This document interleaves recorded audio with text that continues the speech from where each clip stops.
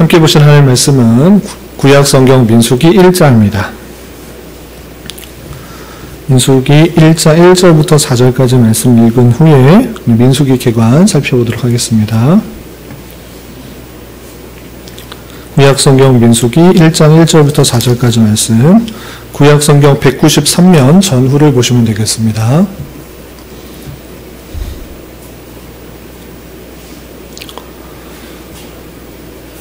찾으셨나요? 예, 민수기 1장 1절부터 4절까지 말씀, 예, 함께 봉독하겠습니다.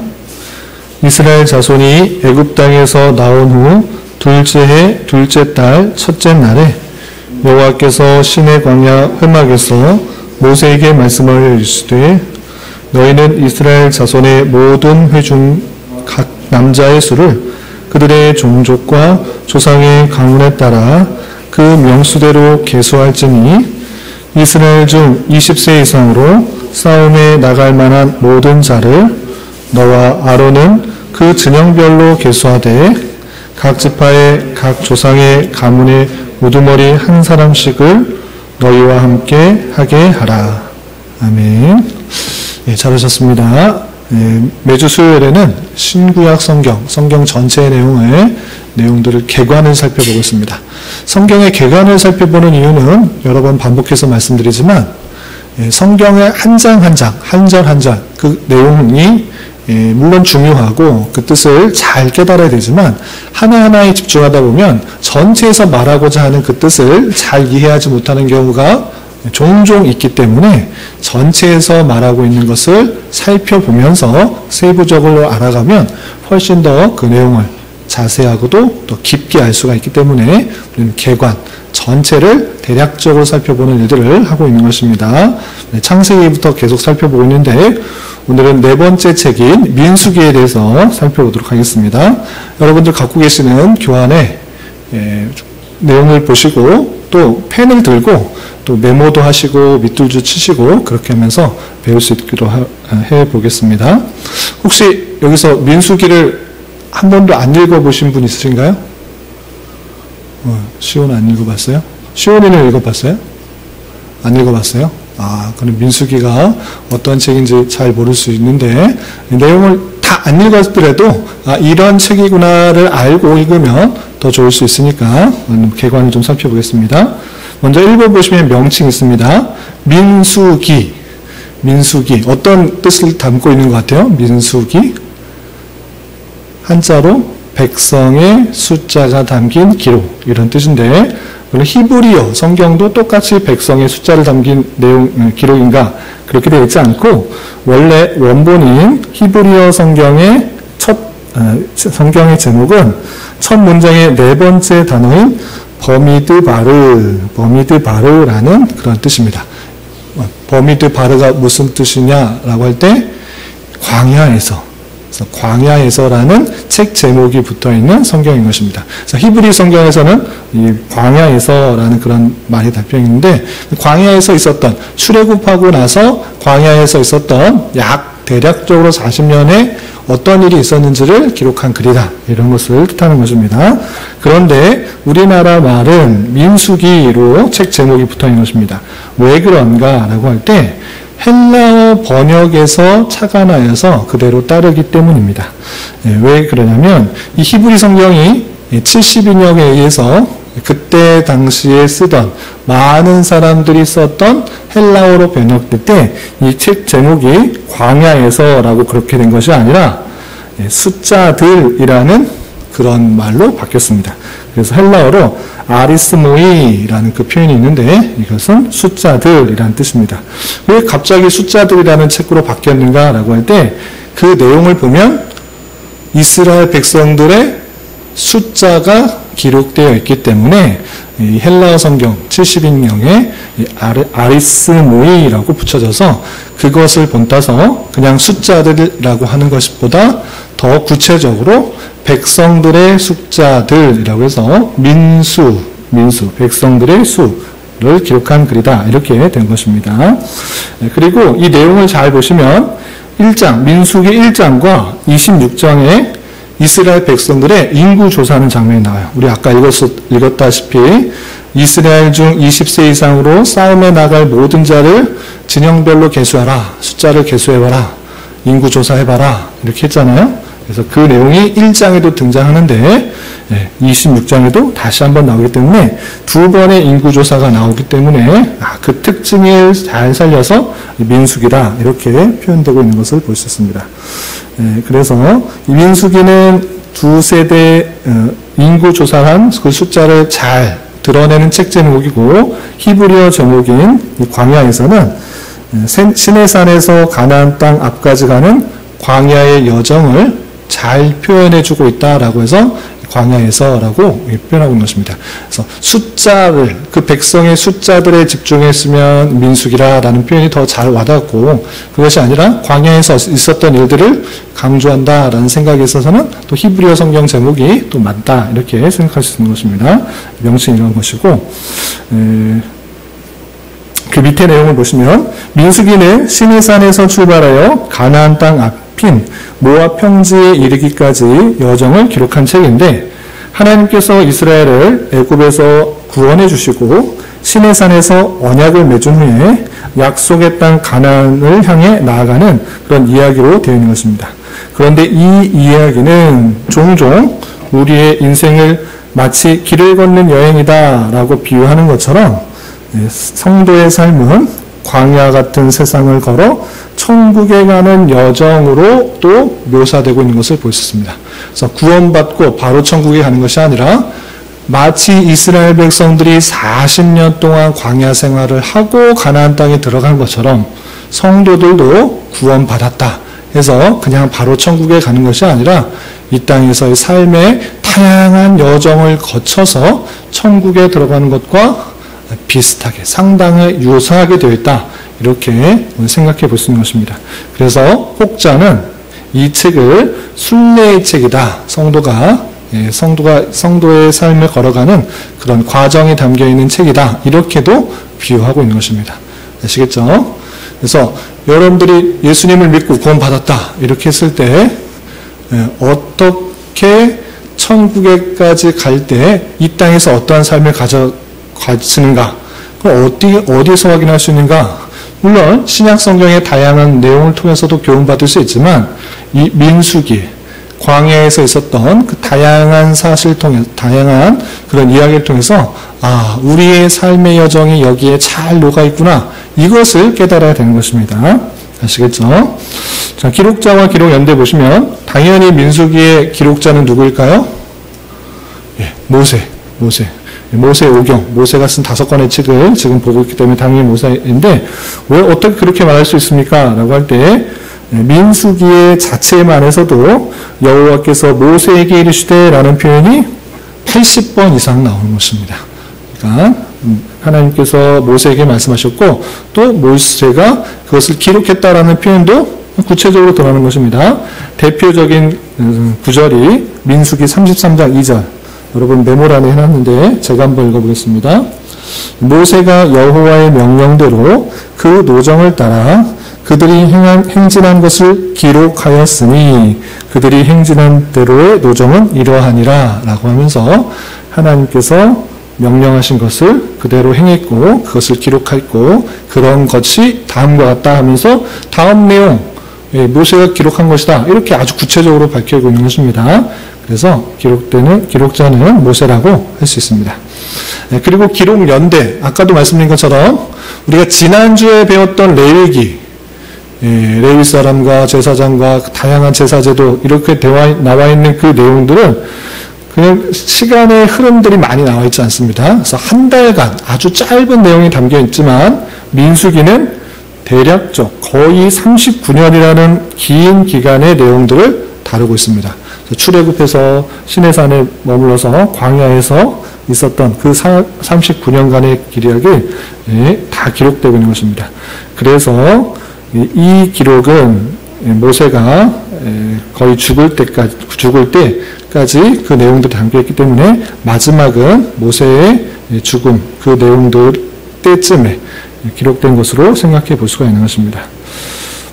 그리고 이 글의 목적 여기가 아주 중요합니다.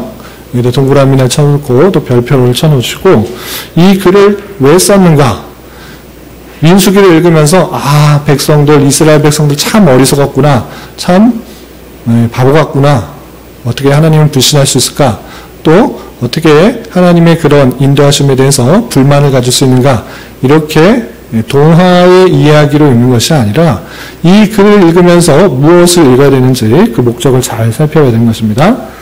크게 세 가지로 분류할 수 있는데 첫 번째는 역사적 목적, 두 번째는 교훈적 목적, 세 번째는 기독론적 목적입니다. 첫 번째, 역사적 목적을 보겠습니다. 민수기는 이스라엘 백성의 시내산에서 느보산까지의 유량의 역사를 담고 있습니다. 유량이라는 것은 떠도는, 시내산에서 느보산까지 떠도는 그런 역사를 담고 있는데 출애굽 이후 제2년 2월 1일부터 제40년 11월 1일까지 약 39년간의 광야의 생활의 기록인 것입니다. 이 사건들을 통해서 이 역사들을 39년간의 역사들을 쭉 기록한 것을 통하여서 하나님의 구속의 은총을 설명해 주는 반면 하나님을 거역하고 불순종하는 이스라엘 백성들의 완악성을 보여준 것입니다. 이 역사의 내용을 쭉 보면서 인간이 참으로 완악하구나. 그럼에도 불구하고 하나님의 구속은 참으로 은혜롭다. 이것을 역사 속에서 잘 보여주고 있는 것입니다. 그리고 민수기에서 두 무리의 백성들의 모습을 보는데 첫 번째, 한 무리들, 먼저 나오는 백성들, 그 무리들은 출애굽 당시 20세 이상 되었던 장년층으로서 이들은 그들의 불신앙과 불순종으로 인해 약속의 땅에 들어가지 못하고 광야 생활 중에서 다 죽게 되었습니다. 출애굽은 첫 세대, 출애굽하고 하나님의 은혜 가운데 첫 세대는 그 20세 이상 다 계수했는데 그들은 다 죽게 되었다는 것입니다. 왜 그런가? 왜? 하나님을 불순종했기 때문에. 또 하나님을 온전히 신뢰하지 못했고 왜 여기 광야에서 죽게 합니까? 불평불만하다가 다 광야에서 죽었다라는 내용이 민수기에 나오는 것입니다. 그런데 그 죽었던 무리들 60만 명이나 되는 그 수리가 다 죽었으면 다 끝났는가? 그렇지 않고 20세 이하에 계수되지 않았던 다음 세대는 하나님께서 그들을 가나안 땅에 이끌었다라는 것입니다. 그래서 40년이 지나 두 번째 무리의 인구를 조사할 때 그들은 이제 성장하여서 약속의 땅인 가나안에 들어가는 사람들로 되는데 그때 인구가 20세 이상이 60만 1,730명이었습니다. 그래서 거의 차이가 없는 그 모습을 볼 수 있습니다. 이렇게 첫 세대와 두 세대, 역사적 흐름을 통해서 첫 세대는 불신앙과 불순종으로 가나안 땅에 들어가지 못했지만 두 번째 사람들은 2세대, 새로운 세대는, 다음 세대는 약속의 땅에 들어갔다라는 그런 역사를 잘 보여주고 있는 것입니다. 두 번째는 교훈적 또는 교육적 목적이 있는데 그건 무엇이냐? 첫째, 광야의 모든 어려움과 위험 속에서도 선택된 이스라엘 백성들을 버리지 아니하고 끝까지 인도하시는 하나님의 신실하심을 보여줍니다. 어떤 내용이냐면 이스라엘 백성들이 출애굽해서 광야에 나가는 것입니다. 그런데 광야에서 어떤 일을 썼느냐? 가데스 바네아에서 그 가나안 땅을 정탐하고 12명의 정탐꾼을 보냈는데 10명이 부정적인 이야기를 하는 것입니다. 그리고 2명만 긍정적인 얘기를 하는 것입니다. 그런데 다수가 부정적인 이야기를 하니까 저 땅은 들어갈 수 없습니다. 저 땅에 들어가면 우리는 정말 메뚜기 같은 그런 사람처럼 보여서 저들에게 전쟁에서 질 겁니다. 들어갈 수 없습니다. 이렇게 말하는 이야기를 듣고 그 이야기에 동요되어서 이스라엘 백성들이 어떻게 했을까요? 다 원망 불평했던 것입니다. 왜 우리를 출애굽시켜서 광야에서 죽게 합니까? 아니 가나안 땅에서 죽게 합니까? 우린 전쟁에 들어갈 수 없습니다. 이렇게 불평불만했던 것입니다. 하나님을 신뢰하지 못하고 당장의 눈에 보이는 암담한 현실 속에서 낭망하고 좌절하는 그 모습도 있었던 것입니다. 그렇다고 하면 하나님께서 그냥 저주해버리고 이런 몹쓸, 이런 버릇없는, 이런 나쁜 백성들 같으니라고 하고 그냥 쳐버리셔도 됩니다. 그냥 광야에서 죽여버리셔도 됩니다. 그럼에도 불구하고 그들을 광야에서 훈련시키고 연단시키시고 또 하나님의 어떠하신지를 계속해서 보여주시고 그냥 완전히 이스라엘 백성들을 멸하신 것이 아니라 끝까지 그 백성들하고 하신 약속들을 신실하게 지켜나가신다라는 것을 보여주고 있는 것입니다. 그래서 청장년들만 20세 이상들 60만이나 되는 엄청난 인원이 움직이기 위해서 필요한 것들이 너무 많은데 그러나 그들은 사전 정보나 지식이 없었고 광야 생활에 대한 준비도 없었음에도 불구하고 하나님께서는 불과 구름 기둥으로 모든 택하신 백성들의 앞길을 인도하시고 보호하시는 하나님의 무한한 사랑과 은혜를 보여주고 있다라는 것입니다. 이렇게 하나님의 신실함 가운데 그 백성들을 앞서서 이끌어 가시고 또 인도하시고 보호해 주시고 어떻게 해야 될지를 알려주시는 그런 분이시다라는 것이고요. 둘째는 하나님의 인도와 보호 속에서도 계속 불평과 불신앙으로 하나님을 배반하는 이스라엘 백성들의 완악함을 보여주면서 그들이 그러한 민족적인 실패에도 불구하고 계속 그들에게 간섭하시고 지배하시며 결국에는 구원의 역사를 이루고 마는 하나님의 전능성과 구원의 섭리를 가르쳐 준 것입니다. 당장의 눈에 보이는 일들이 좋아 보이지 않는 것 같고 힘들고 어려운 일들, 정말 그런 일들만 있을 때 이스라엘 백성들이 계속 불평불만하는 것입니다. 하나님께서 다양한 것들로 먹여주시고 입혀주시고 또 보여주심에도 불구하고 그들은 감사했던 것이 아니라 불평불만했었던 것입니다. 그런데 그럼에도 불구하고 하나님께서는 계속적으로 그들에게 나타나시고 역사해 주시고 응답해 주시고 보여주셔서 하나님의 구원의 역사를 끝끝내 이뤄가시는 하나님의 전능성, 구원의 섭리를 잘 보여주고 있다는 것입니다. 마찬가지로 오늘날 우리에게도 마찬가지로 해당되는 것입니다. 어떻게 그렇게 어리석은 백성이 있을 수 있나? 이스라엘 백성을 어떻게 그렇게 하나님께서 만나도 주시고 메추라기도 주시고 물도 주시고 또 구름 기둥과 불 기둥으로 인도해 주셨는데 어떻게 그렇게 불평불만할 수 있나? 이렇게 생각하는 것이 아니라 오늘날 우리가 그러고 있다라는 사실들을 생각해 볼 수 있어야 되는 것입니다. 하나님께서 인도해 주시는 그런 부분이 있음에도 불구하고 전혀 생각하지 않고 하나님께서 지켜 보호하신데도 전혀 그것에 감사하지 못하고 당장에 내 앞에 있는 어려움과 힘듦에 있어서 불평불만하고 원망하는 그 모습들이 우리의 모습이다라는 것을 적나라하게 발견할 수 있어야 되는 것입니다. 하나님께서 지켜 보호하지 않으면 지금 저와 여러분들이 이 자리에 있을 수가 없는 것입니다. 우리 아침마다 또는 저녁마다 뉴스를 보면 얼마나 많은 사고가 발생하는지 몰라요. 그 수많은 사건과 사고, 그들 중에서 우리 주변에서 나타나고 있는 수많은 그런 불행한 일들, 그런 일들 속에서도 내가 지금 안전하게 이곳에서 하나님의 말씀을 듣고 하나님의 교훈을 듣고 있다. 이것이 얼마나 큰 하나님의 섭리요 은혜인 줄을 잘 알아야 될 것이고 하나님의 인도하심 가운데 있다는 것을 잘 깨달아야 될 것입니다. 그런 가운데 때때로 원치 않는 그런 일들, 힘들고 어려운 일이 있을지라도 낭만과 불평과 불만하는 것이 아니라 더욱더 하나님을 의지하고 하나님의 섭리를 발견하는 수단으로 써야 된다는 것입니다. 그리고 세 번째 교훈적 목적 보시면 애굽에서 나올 때 가지고 나왔던 이방의 풍속과 생각, 습관 등은 광야의 어려움과 연단을 통해 다 사라지게 하셨습니다. 그리고 광야에서 새롭게 성장한 새로운 세대만이 그 모든 연단을 거쳐서 약속의 땅으로 들어가게 하심으로 하나님의 자녀들에게는 하나님의 약속을 받기 전에 필연적으로 시련과 연단이 따름을 나타내고 있다는 것입니다.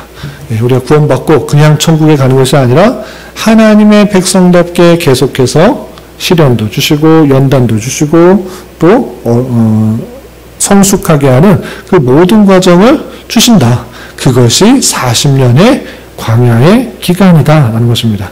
그런데 중요한 것은 그냥 알아서 연단받아라, 알아서 훈련받아라 이렇게 하신 것이 아니라 하나님께서 그 모든 상황 속에서 어떻게 해야 되는지 알려주신다. 이것이 중요한 것입니다. 그냥 마음대로 살면 그냥 스스로 연단되는 것이 아니라, 어렵고 있는 상황 속에서 그냥 스스로 연단되는 것이 아니라 하나님께서 그 상황 속에서 섭리하시고 역사하시고 말씀하여 주신다라는 사실을 잘 알아야 되는 것입니다. 그래서 하나님께서는 이 민수기를 통하여서도 이스라엘 백성들이 광야 생활 중 갖추어야 할 질서, 규율, 그리고 이동 시에는 어떻게 이동해야 되는지, 이동할 때는 또 제사장이 어떻게 해야 되는지, 레위인들은 어떻게 해야 되는지 하나하나 세부적으로 알려준 것입니다. 그냥 너가 알아서 40년 동안 그냥 굴러다니다가 연단 받아라, 스스로 터득하라, 이것이 아니라 너희들이 움직일 때는 어떻게 움직여야 되고, 레위인들은 어떻게 해야 되고, 제사장은 어떻게 해야 되고, 또 너희들이 먹을 때는 어떤 것을 먹을 수가 있고 어떤 것을 먹지 말아야 되고 그것을 어떻게 거두어야 되는지 하나하나 세부적으로 말씀해 주고 계시다라는 것을 잘 깨달아야 되는 것입니다. 그래서 우리가 하나님 예수 그리스도를 믿고 구원을 받고 천국에 가는 그날까지 이 땅의 광야 같은 삶을 살아갈 때에 내 생각과 내 마음대로 내 뜻대로 막 판단하고 계획하고 이렇구나 스스로 깨닫는 것이 아니라 하나님께서 주신 말씀에 근거하여 한 걸음 한 걸음 내딛고 또 생활할 수 있도록 알려주는 거, 그게 민수기다. 그것이 광야에서의 삶이고 그런 삶을 훈련하도록 하는 과정이 있다라는 것을 잘 깨닫는 것이 중요합니다. 그리고 가나안을 정복할 때 어떻게 준비해야 돼? 정착할 때 준비해야 될 것이 무엇인지, 가나안 정복할 때는 어떻게 정복해야 되는지 하나하나 지침을 주고 있다. 이것이 중요한 것입니다. 우리 시온이도 조립하는 거 되게 좋아하잖아요. 레고뿐만 아니라 최근에는 아주 큰 로봇을 조립했는데 그 조립할 때 그 수많은 부품들 한 1000개는 되는 것 같아요. 몇 개 정도 돼요? 1000개 정도 되나요? 하여튼 수백 개는 되는 것 같아요. 수백 개 되는 그 부품들을 아무 설명서 없이 맞추라고 하면 맞출 수 있어요? 없어요? 없잖아요. 마찬가지입니다. 이 땅에서 살아가는 수많은 환경과 여건들, 상황들이 나타나는데 하나님께서 너 아무렇게나 너 마음대로 한번 살아봐라 이렇게 하지 않으셨다. 그것이 아니라 설명서를 주신 것입니다.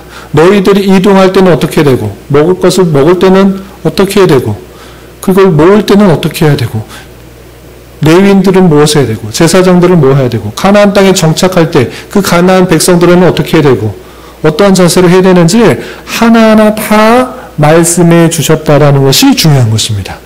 그렇기 때문에 이러한 것처럼 오늘날 우리 삶도 하나님께서 주신 성경 말씀, 그 말씀을 부지런히 잘 읽고 깨닫게 되면 우리가 어떠한 상황 속에서 무엇을 해야 되는지 그것을 잘 깨달을 수 있기 때문에 그 말씀에 근거해서 살아가도록 하는 그 교훈이 있다는 것을 깨달아야 되는 것입니다.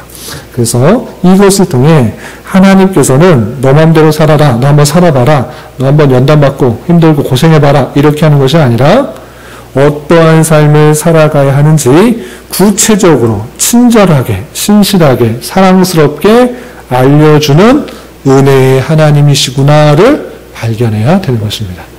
아시겠죠? 이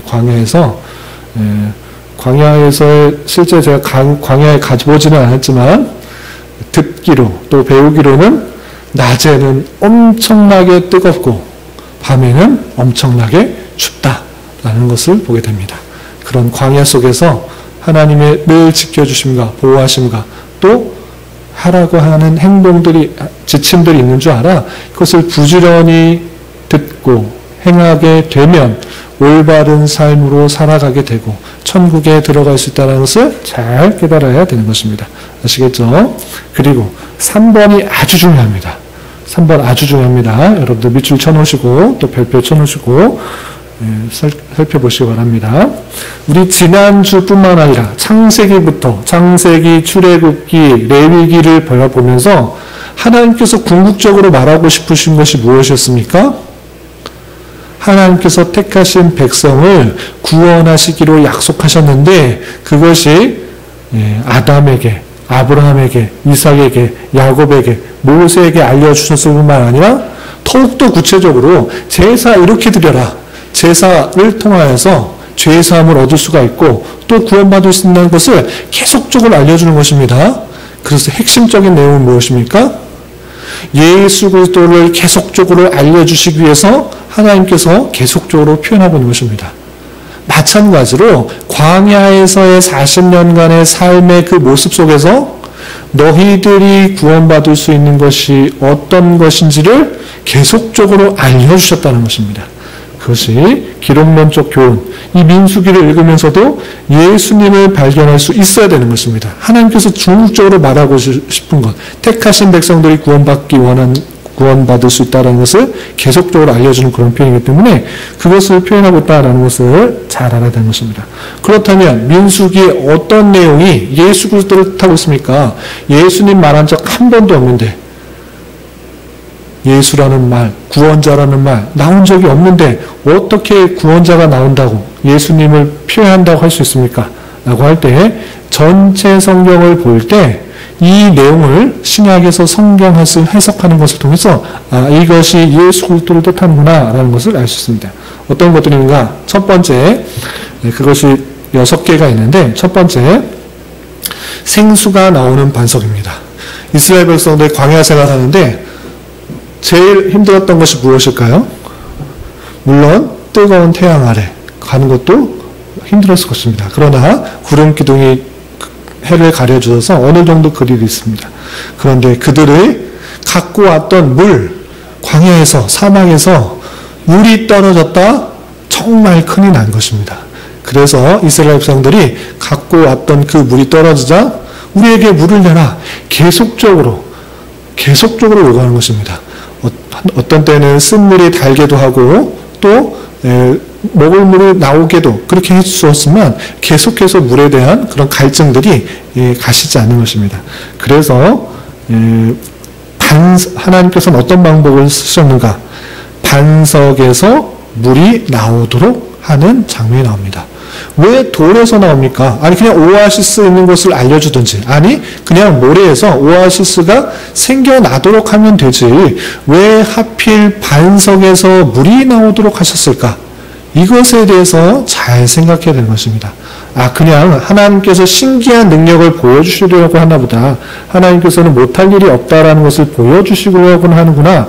이렇게 생각하는 것이 아니라 이 반석에서 물이 나온다. 반석에서 생수가 나온다라는 것은 이 반석에 대해서 바로 생각해야 될 필요가 있다라는 것을 보여주는 것입니다. 그것은 무엇이냐? 바울은 고린도전서 10장 4절에 이 반석이 누구냐? 그리스도다. 그리스도에서 생수가 나는 것이다. 너희들의 갈증, 모든 것들은 그 반석 되시는 예수 그리스도를 통해서 해결이 된다라는 것들을 보여주고 있는 것입니다. 그래서 성경은 반석은 그늘을 제공해주는 피난처로 묘사될 뿐만 아니라 신앙의 튼튼한 기초로서도 비유하기도 했고 거치는 돌로서도 표현했던 것입니다. 그렇기 때문에 반석에서 물이 나오게 됐던 그 사건은 예수 그리스도를 통해서 생수가 나오고 또 피난처도 되어주시며 튼튼한 기초가 되어줄 뿐만 아니라 교회의 밑바탕이 될 뿐만 아니라 믿지 않는 자로 써야 되는 거친 돌로서 역할을 하게 된다라는 그것을 예표하고 있다는 것을 알려주는 것입니다. 그래서 이 모든 것은 그리스도의 특성을 나타내는 데 사용된 표현들이고 그리스도께서 이스라엘 백성에게 반석에서 물을 마셨듯이 성도들에게 생명을 공급해 주시고 또 신약의 교회의 신앙의 기초가 되시며 성도들의 모든 혼란에서 견고한 피난처가 되시고 믿지 않는 자들에게는 거치는 돌이 되실 것이라는 것을 예표하고 있다는 사실들을 잘 알아야 될 것입니다. 이해가 되시죠? 단순히 그냥 반석에서 물러갔다, 그냥 신기한 일이 있었다라는 것을 보여준 것이 아니라 이것이 성경 전체를 읽어보면 이것이 다름 아니라 예수 그리스도를 예표하고 있구나라는 것을 깨닫게 되는 것입니다. 그냥 우연 아닙니까? 그냥 끼워 맞추기 아닙니까? 끼워 맞추기식으로 목사님이 말하는 거 아닙니까? 아닌 것입니다. 왜? 다른 예들이 너무나 많이 있기 때문에 그렇습니다. 어떤 예가 있는가? 2번 장대에 높이 달린 노뱀이 있습니다. 이스라엘 백성들이 광야에서 너무 힘들고 왜 자꾸 먹을 것도 잘 못 먹고 왜 이렇게 살아야 됩니까? 불평불만했던 것입니다. 그러자 어떤 일이 있었는가? 불뱀이 나타났어요. 실제 불에 타는 그런 뱀이라기보다는 독이 아주 강한 뱀이다, 이렇게 생각하시면 되겠습니다. 이렇게 불뱀이 나타나서 백성들을 다 물게 했던 것입니다. 그래서 그 독이 극하기 때문에 독사같이 생각하기 때문에 그 물면 어떻게 돼요?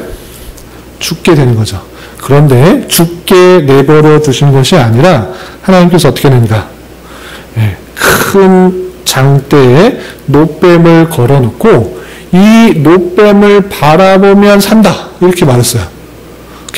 그런 게 어디 있습니까? 차라리 치료할 약을 주시지, 그래서 깨끗한 물로 씻으면 낫는다, 아니면 어떤 만나를 많이 먹거나 붙이거나 이러면 낫는다, 이렇게 하면 좀 이해가 될 것인데, 아니 무슨 노뱀을 만들어 놓고 저걸 장대에 매달린 것, 그것을 쳐다보면 산다고 말합니까? 라고 말해서 생각해서 안 쳐다본 사람은 어떻게 됐을까요? 죽었고, 정말 그런가? 쳐다본 사람은 어떻게 됐다? 나았던 것입니다. 그런 신기한 일이 있었구나, 이것을 말하는 것이 아니라 이 높이 달린, 장대에 달린 노뱀, 그것이 무엇을 뜻하는 것인가? 그것은 신약성경에 아주 구체적으로 이것은 예수 그리스도를 예표한 것이다 라고 표현하고 있는 것입니다. 요한복음 3장 14절에 모세가 광야에서 뱀을 든 것 같이 인자도 들려야 하리니 라고 하면서 예수님께서 십자가에 달려 돌아가신 것, 그것을 바라보는 자, 그것을 믿는 자, 정말 말 같지 않는 사실인데 그것을 믿음으로 바라보는 자는 죄사함을 얻고 구원을 받는다는 것을 보여주는 것입니다. 그래서 그 사건 또한 예수 그리스도를 예표하는 사건으로 받아들이는 것입니다. 그래서 하나님을 불평하고 그 죄악으로 불뱀에 물려 죽을 수밖에 없었던 백성들과 같은 인류를 구속하기 위해 노뱀이 하나님의 은혜의 상징으로 높이 들렸듯이 자신이 십자가에 달려 어떤 사람이든지 그 십자가의 구속의 사건을 믿으면 구원을 받게 하시라는 상징적인 말씀으로서 그것을 예표하고 있다, 이것을 생각해야 되는 것입니다. 두 개는 그냥 우연히 맞춘 거 아닙니까? 그냥 끼워 맞추시기 아닙니까? 아니라는 것입니다. 또 어떤 예들이 있는가? 3번을 보시면 광야에 만나가 있습니다. 만나는 아시죠? 먹을 것이 없습니다, 우리에게 맛있는 것을 주십시오 라고 할 때 하나님께서 이 만나를 내려주셨던 것입니다. 그래서 40년 동안 광야 생활하는 동안에 부족하지 않게 만나를 먹고 살았는데 이 만나를 통해서 먹고 살 수 있었다. 나에게도 오늘날 일하지 않아도, 땀 흘리지 않아도 먹고 살게 해주십시오, 만나 좀 내려주십시오, 이런 것을 그냥 반복적으로 문자적으로 그냥 반복되기를 기대하면서 살아가는 것이 아니라 이 만나가 무엇인지를 잘 깨달아야 되는 것입니다. 이 만나는 다른 것이 아니라 생명의 떡, 생명을 살 수 있도록 하는 양식, 그 양식 대신은 예수 그리스도를 뜻하는 것이다 라는 것입니다. 요한복음 6장 32절에 예수께서 이르시되 내가 진실로 진실로 너희에게 이르노니 모세가 너희에게 하늘로부터 떡을 준 것이 아니라 내 아버지께서 너희에게 하늘로부터 참떡을 주시나니 라고 한 것처럼 모세가 그냥 스스로 만들어내서 떡을 준 것이 아니라 하늘에서 내려줘서 그 떡을 통해서 살아갈 수 있었던 것처럼 너희들이 살 수 있는 것은 모세의 힘과 능력이 아니라 하늘에서 내려주시는 그 양식으로 살 수 있다는 것을 깨닫게 하는 것이다. 40년 동안 그거 못 깨달으면 그거 안 된다. 너희들이 먹고 사는 것은 수고해서가 아니라 하늘에서 내려오는 만나를 통해서 살 수 있다는 것을 보여준 것처럼 내가 참 생명의 양식이다. 하늘에서 내려온 내가 생명의 참 양식이다. 나를 통해서 살 수 있다라는 것을 보여주고 있다라는 것입니다. 그렇기 때문에 광야에서 만나가 이스라엘 백성들의 육적인 배고픔을 해결하여 그들로 하여금 그 모든 여정의 길을 갈 수 있는 힘을 주었듯이 참된 영의 양식이 되시는 주님께서 성도들에게 영적인 양식으로 그 영을 먹이심을 말씀하고 계시다라는 것입니다. 내가 생명의 양식이다. 나를 통해서 살 수가 있는 것이고 내 말을 통하여서 너희들이 살아갈 수 있다라는 것들을 깨닫게 해주는 말이다라는 것입니다. 또한 여기만 그렇게 되는 것이 아니라 발람의 예언이 있던 것입니다. 발람과 발락 혹시 잘 아시나요? 발람은 선지자고 발락은 왕인 것입니다. 이스라엘 백성들이 가나안 땅으로 들어갈 때 이 발락이라는 이방의 왕이 가만히 둘 일 없는 것입니다. 우리 땅을 지나가야 된다? 혹여나 우리 땅 지나가다가 우리 것 다 빼앗아가고 우리 사람들 죽이면 어떡하나 걱정과 근심이 생긴 것입니다. 그래서 어떻게 했는가? 이 발락이 발람 선지자, 이방 선지자를 불러다가 그 이스라엘 백성들을 저주하고 기를 빼서 승기를 빼앗아서 저주해가지고 전쟁에서 이기도록 부탁을 한 것입니다. 그래서 이 발람이 발락의 요청을 따라서 이스라엘 백성들을 저주하라고 불렀는데 이 발람 선지자가 이스라엘 백성들을 저주했을까요? 안 했을까요? 안 했습니다. 오히려 축복한 것입니다. 하나님의 그 모든 사실을 깨달아 이것은 저주할 수 없는 그런 백성이구나 라고 해서 그를 이스라엘 백성들을 축복했던 것입니다. 그 내용이 나오는 중에 그 이스라엘 백성들 가운데 참된 메시아가 나올 것을 예언하는 장면이 나옵니다. 그 내용 중에 민수기 24장 7절에 이렇게 표현하고 있습니다. 제가 한번 읽어드리겠습니다. 민수기 24장 7절 그 물통에서는 물이 넘치겠고 그 씨는 많은 물가에 있으리로다. 그 왕이 아갑보다 높으니 그 나라가 흥하리로다. 이렇게 표현하고 있습니다. 또한 17절을 써야 되는데 7절을 썼네요. 24장 보시면 발람의 마지막 예언이 쭉 나오는데 그 중에서 24장 17절에 이런 표현이 있습니다. 내가 그를 보아도 이때의 일이 아니며 내가 그를 바라보아도 가까운 일이 아니로다. 한 별이 야곱에게서 나오며 한 규가 이스라엘에게서 일어나서 모압을 이쪽에서 저쪽까지 쳐서 무찌르고 또 셋의 자식들을 다 멸하리로다 되어 있습니다. 여기서 한 별이 야곱에서 나오고 한 규가 이스라엘에서 나온다. 그래서 모압을 이쪽에서 저쪽까지 다 무찌르겠다. 이렇게 표현하고 있는 것은 단순히 그때 당시에 모압을 없애겠다라는 것에서 그치는 것이 아니라 앞으로 야곱의 자손을 통해서 메시아가 나올 것을 예언한 것이고 하나님을 대적하는 모든 백성들을 쳐서 없어뜨리겠다라는 그런 예언들이 담겨 있는 것입니다. 그래서 이 별, 이 규는 왕권에 대한 상징으로서 사용되었는 것인데 장래의 실제적인 사건으로 다윗을 시사하고 궁극적으로는 이스라엘의 영원한 왕으로 오신 예수 그리스도를 예표한 것이다라는 것입니다. 그리고 구름기둥과 불기둥, 성도의 목자 되시는 예수 그리스도를 이 구름기둥과 불기둥이 예표하고 있는 것입니다. 이스라엘 백성들이 장막에서 구름기둥이 떠오르면 곧 장막을 걷고 진행하고 구름이 멈추면 그 밑에 성막을 칩고 성막을 중심으로 진을 치고 머물렀듯이 주님께서는 친히 모든 성도들의 앞길을 인도하시는 선한 목자로서 자신을 비유하고 있다라는 사실들을 발견하는 것입니다. 이 구름기둥, 불기둥 앞서서 인도하시고 이끌어 가시는 것 마치 선한 목자와 같은 것입니다. 저기 우리 옆에 보시면 스티커로 양들과 목자가 보이시죠? 양이 먼저 갑니까? 목자가 먼저 갑니까? 목자가 먼저 가고 양들이 따라오고 있습니다. 선한 목자는 그 길을 앞서가고 양들은 그 음성을 듣고 뒤따라가는 것입니다. 마치 구름기둥과 불기둥이 그들을 몰아서 가는 것이 아니라 앞길을 인도하는 것처럼 이 구름기둥이 먼저 가고 불기둥이 먼저 그들의 앞서서 나가고 있다는 것을 보게 됩니다. 구름 기둥과 불기둥, 무엇을 뜻하는 것입니까? 선한 목자 되신 예수 그리스도, 그것을 뜻하고 있다는 것을 생각해 보는 것입니다. 마지막으로 한 가지 더, 도피성 제도에서 말하고 있습니다. 이스라엘 백성들에게 마지막으로 너희들 이제 이 세대들 이제 가나안 땅으로 들어갈 건데 가나안 땅에 들어가서 거기 사람들을 어떻게 해야 되는지 좀 말한 다음에 땅을 어떻게 나눌지도 말한 다음에 거기다가 도피성을 세워라 했습니다. 이 도피성은 무엇일까요? 사람이 실수로 다른 사람을 죽였어. 그런데 다른 사람이 그걸 알고 너 일부러 죽였지 생각해서 그의 친족이나 가까이 있는 사람이 복수를 해올 수도 있잖아요. 그럴 때 복수를 피하기 위해서 도망치는 것, 그것이 도피성인 것입니다.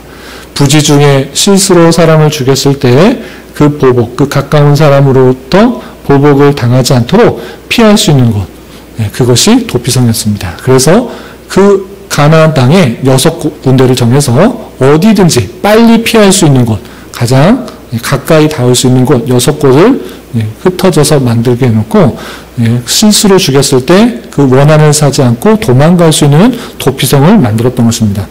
그 도피성을 왜 만들었는가? 도피성제도 왜 만들었는가? 당연히 실수로 죽였으니까 그 인권을 보호해야지요. 그것에 그치는 것이 아니라 그 도피성 제도를 보면 그 곳에 제사장이 죽기 전까지 그곳에서 머물러 있을 수 있었습니다. 제사장이 죽으면 그것에 다시 돌아가야 되는 그런 일들이 있었습니다. 그 모든 제도가 대제사장 되신 예수 그리스도를 안에서 그가 인권이 보호되고 또 죽음의 보복을 피할 수 있다는 것을 보여주고 있는 사건인 것입니다. 그래서 이 도피성 제도도 우리의 피난처가 되시는 예수 그리스도를 생각하도록 하신 하나님의 놀라운 제도다. 이렇게 생각해 볼 수 있는 것입니다. 이렇게 곳곳에서 하나님께서 계속해서 우리가 구원받을 수 있는 방편들을 알려주고 깨닫게 해주고 보여주고 있는 것입니다. 그래서 모든 율법제도, 제사제도, 또 절기, 그리고 생활하는 그 모든 방법, 그 모든 것들이 예수 그리스도를 예표하고 알려주고 있다는 사실들을 발견하고 읽어 나가야 되는 것입니다. 그렇지 않으면 그냥 백성들이 40년 동안 힘든 생활을 했네, 불평불만한 삶을 했네, 이스라엘의 역사 이야기 또는 동화 이야기, 설화 이야기로 그칠 수 있는데 이 이야기만 깨닫는 것이 아니라 그것을 통해서 바라보아야 될 그 내용들을 잊지 말아야 될 것입니다. 아시겠죠?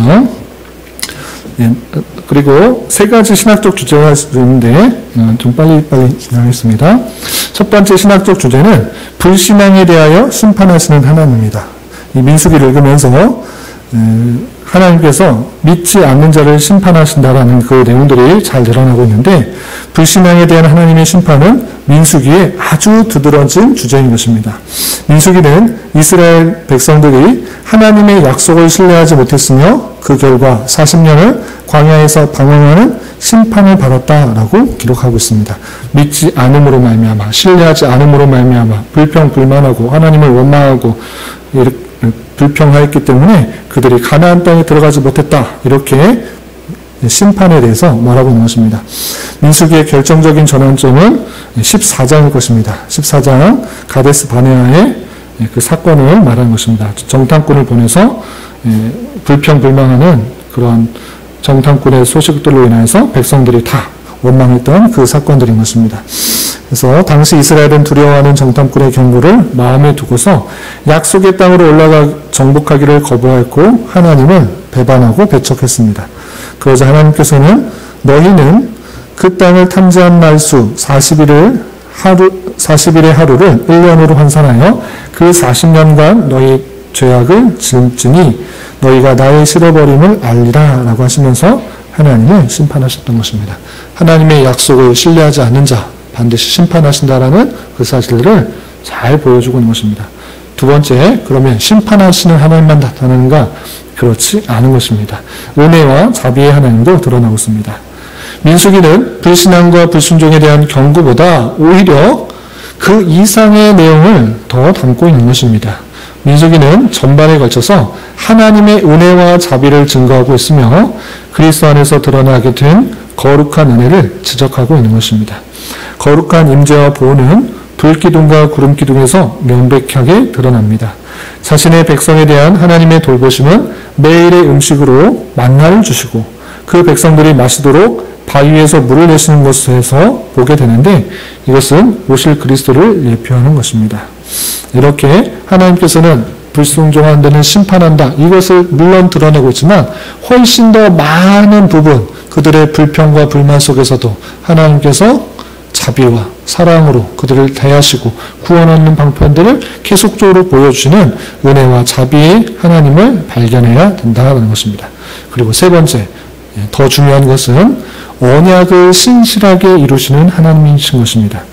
이스라엘 백성은 광야에서도 범죄하고 또 실패하지만 하나님께서는 아브라함에게 언약하셨던 것, 약속하셨던 것을 그냥 얘들이 말 안 듣니까 광야에서 다 죽여버려. 이것이 아니라 신실하게 지키신다는 것입니다. 아브라함에게 너희가 4대 만에 다시 이 땅에 이 가나안 땅에 돌아올 것이다 약속하셨는데 그 약속하신 거 신실하게 지키시는 분이시다라는 것을 확인해야 되는 것입니다. 그들에게 가나안 땅을 기업으로 주시겠다 언약하신 것을 깊이 있고 지키셔서 그들을 가나안 땅으로 인도하시는 하나님, 약속을 지키시는 하나님, 그것을 바라봐야 하는 것입니다. 아브라함에게 하셨던 약속, 그 궁극적인 약속은 예수 그리스도에게 이어지는 것이고 그것들이 계속적으로 이어지고 있다는 약속을 신실하게 지키시는 하나님을 잘 발견해야 되는 것입니다. 아시겠죠? 네, 마지막입니다. 주요 내용과 구조. 민수기는 아까 말씀드린 것처럼 두 세대, 한 번에 첫 번째 출애굽했던 세대와 그 다음 세대, 두 세대가 나오고요. 두 번의 계수, 두 번의 인구 조사가 나오고 두 번의 여행, 가데스 바네아까지의 여행, 그리고 가데스 바네아에서 불순종으로 말미암아 광야에서 방랑하는 그런 여행, 그리고 두 번의 교훈을 기록하고 있습니다.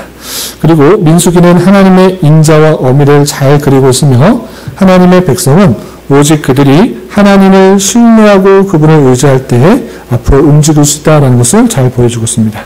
그리고 이런 내용들이 담겨 있는데 이해를 돕기 위해서 세 부분으로 나누면 다음과 같습니다. 어떤가 보시면 9세대에서 시작하여서 비극적 전화기를 거쳐 가나안 땅 입구에선 신세대로 끝나게 되는데 그래서 세 부분 나누면 1장부터 10장 10절까지는 약속의 땅을 상속할 9세대를 준비하는 나온 것이 나옵니다.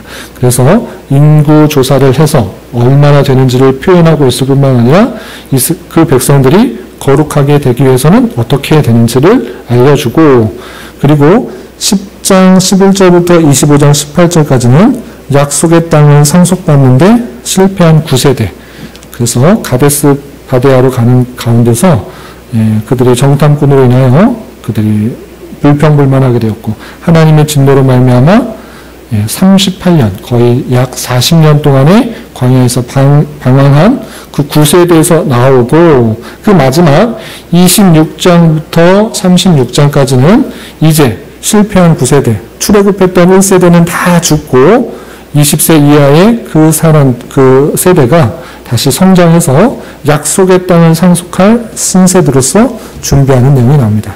그래서 2차 인구 조사하는 내용이 나오고 제사와 서원에 대한 규정을 알려줌으로 말미암아 율법들을 다시 한번 확인시켜주고 이스라엘 가서 가나안 땅을 정복할 때 어떻게 정복해야 되는지 그리고 땅은 어떻게 분배해야 되는지 그리고 요단 동편을 정복하게 되는 내용들에 대해서 쭉 설명되고 있는 것입니다. 그래서 9세대가 약속의 땅을 준비하였지만 실패하였고 신세대가 다시 준비하는 내용으로 구워졌다. 이렇게 생각하시면 되겠습니다. 조금 이해가 되시나요? 혹시 질문 있으시면 하시고 그래서 민수기는 광야에서 이스라엘 백성들이 대략적으로 40년간 있었던 그런 내용이 담겨 있는데 단순히 그들의 이야기로 생각하지 말고 우리가 믿음으로 구원받은 그런 은혜를 입은 자로서 천국에까지 하나님의 그 백성으로서 훈련하시고 연단하시고 살아가게 하기 위한 하나의 과정으로서 이해하면 훨씬 더 쉽고 또는 내 삶에 잘 적용할 수 있으니까 그렇게 적용해야 될 것입니다. 그리고 우리의 불평과 불만에도 연약함에도 불구하고 하나님의 언약하심과 또 하나님의 인자하심과 자비하심이 영원한 줄 알아 만나로 먹이시고 불기둥과 구름기둥으로 우리 앞서 나가시는 그분을 잘 쫓아서 순종하며 나갈 때 그 땅을 잘 차지할 수 있다는 것을 깨달을 것입니다. 이렇게 나중에 읽어나갈 때 이렇게 그 큰 그림 속에서 읽어나가서 큰 은혜를 받을 수 있기 바랍니다. 기도하고 마치겠습니다. 하나님 아버지 감사합니다. 오늘 민수기 개관을 통하여서 민수기에 어떤 내용들이 있는지 또 알아야 될 것들에 대해서 살펴보았습니다.